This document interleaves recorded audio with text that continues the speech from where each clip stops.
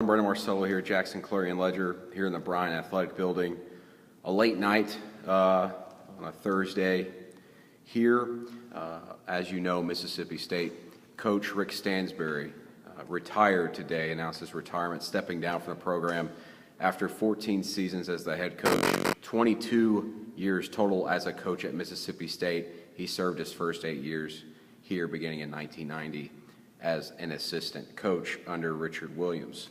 No buyout numbers that we know of right now that's being negotiated and worked with, but what this does is set in motion the first really major coaching search of the Scott Strickland era as athletic director here in his second year. Also, it leads to the possibility that Mississippi State might be making a basketball hire outside of the coaching staff at Mississippi State for the first time in 31 years.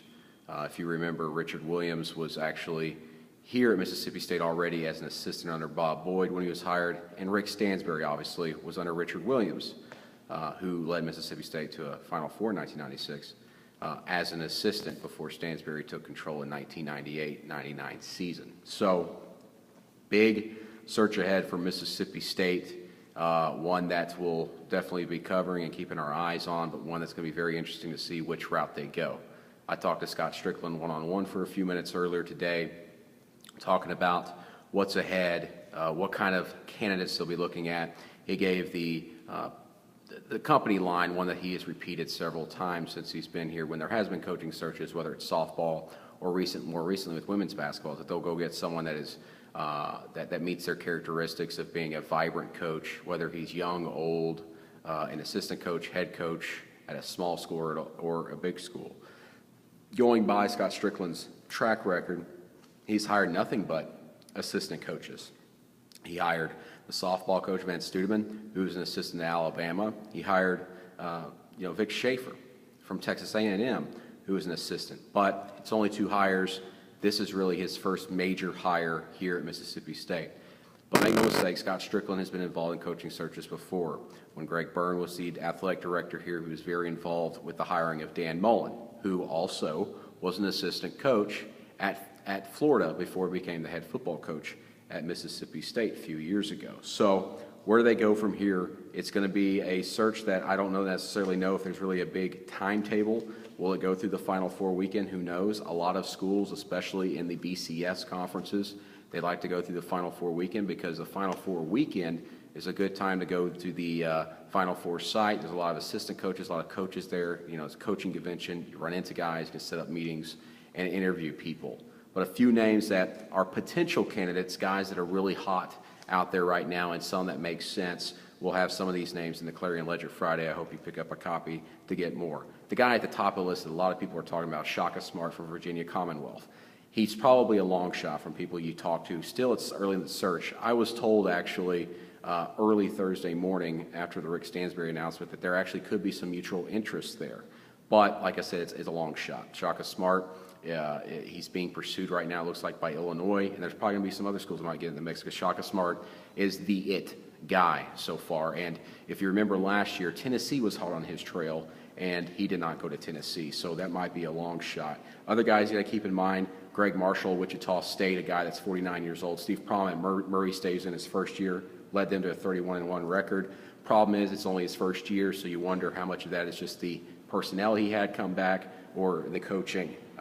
Sean Woods, obviously another guy from Mississippi Valley State, led Valley to the NCAA tournament. They were bumped out, of course, in the first 4, but he's definitely a hot name, the former Kentucky player back in the early 90s. Kermit Davis, the son of the former coach here at Mississippi State, who is now at Middle Tennessee State. He's 52. There were some problems, with some NCAA chatter earlier in his career, so that might scare away Mississippi State a little bit, but I'm sure he will definitely be a name to consider. But there are a lot also some assistant coaches that they'll look at, and as I said, Strickland's track record so far has been assistant coaches. Some guys that will probably get some looks. Obviously, Kenny Payne at Kentucky. He's a Mississippi native. He's cut from the same cloth that John Calipari was. He's been in college basketball for a while. That'll be interesting. Robert Kirby, who was here obviously under Rick Stansbury, he's now at Georgetown. Phil Cunningham, who is currently at Mississippi State here right now under Rick Stansbury. It'd be interesting to see if he gets an interview.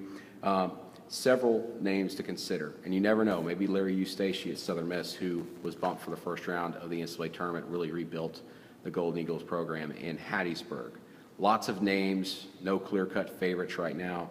The search is just beginning. I'm sure Scott Strickland's getting lots of calls from interested coaches and some ADs. He's contacting himself to kind of get a feel of which direction they go. But as I said, the first major coaching search of the Scott Strickland era, and one that might result in them hiring a coach outside of the program that did not serve as an assistant for the first time in 31 years. That is a very long time for that not to happen. So it's definitely a change ahead. But Rick Stansbury leads a program that only had one losing season under him in the 14 seasons. They went to the postseason 11 times, 6 of those times in the NCAA tournament, 5 times in the NIT. But this season, the way it ended, really, a lot of fans are calling for an end, and Rick Stansbury, Scott Strickland says, made that decision Wednesday morning after a 2.5-hour meeting that it was time to call it a career after losing 7 of 9 games, including the first-round game in the NIT to Massachusetts. Much more in the Clarion Ledger Friday and throughout the week and throughout the search here in Starkville.